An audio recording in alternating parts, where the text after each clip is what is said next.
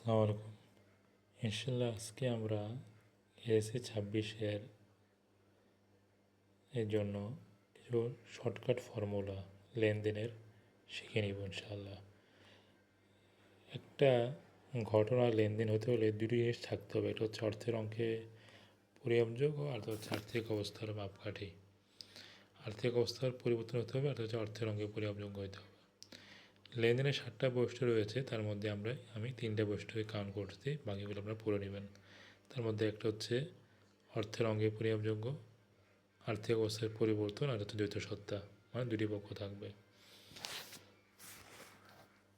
যেমন আমরা যদি বলি সব ঘটনাই লেনদেন নয়, কিন্তু সব লেনদেনই একটি ঘটনা।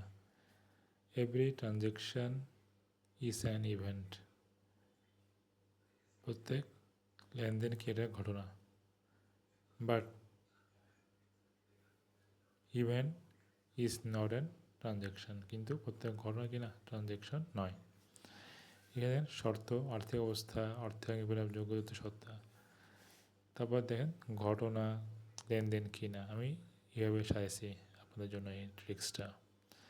পাটের পণ্য ক্রয় হ্যাঁ, ফরমেশ প্রদান করছেন না, কর্মী নিয়োগ না, পণ্য বিক্রয় হ্যাঁ, ব্যাংক হতে ব্যক্তিগত প্রয়োজনে ঋণ গ্রহণ মোস্ট ইম্পর্ট্যান্ট না। কেন? এটা মালিকের ব্যক্তিগত ঋণ, এটা তার মালিকের ব্যক্তিগত কাজের জন্য সে ঋণ নিছে, এটা মালিকের ব্যক্তিগত কাজে আসবে।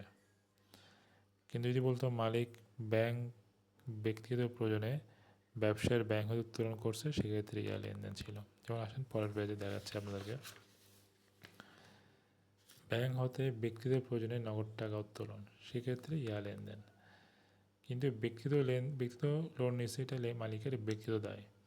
কিন্তু ব্যাংক হতে ব্যক্তিগত প্রয়োজনে নগদ টাকা উত্তোলন করছে, সেক্ষেত্রে যাবে দেওয়া হবে। কীভাবে যাবে? উত্তোলন ডেবিট, ব্যাংক হিসাব ক্রেডিট। আর ব্যক্তিগত লোন নিলে এটা মালিকের দায়।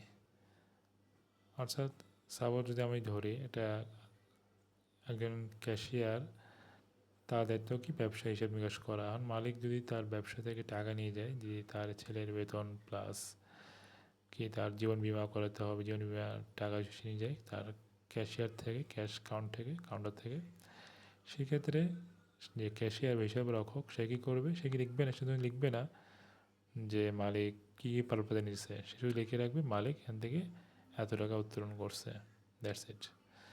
এরপরে দেখেন মালিকের ছেলের বেতন ব্যবসা থেকে প্রদান, এই ব্যবসা থেকে বললে হ্যাঁ, ব্যবসার জন্য টেবিল করে মালিকের ব্যক্তিগত তহবিল থেকে।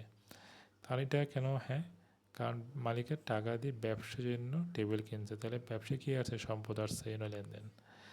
মালিকের ব্যক্তিগত গাড়ি বিক্রয় করে সেই টাকা দিয়ে এই জন্য ল্যাপটপ কেনা, এটা না।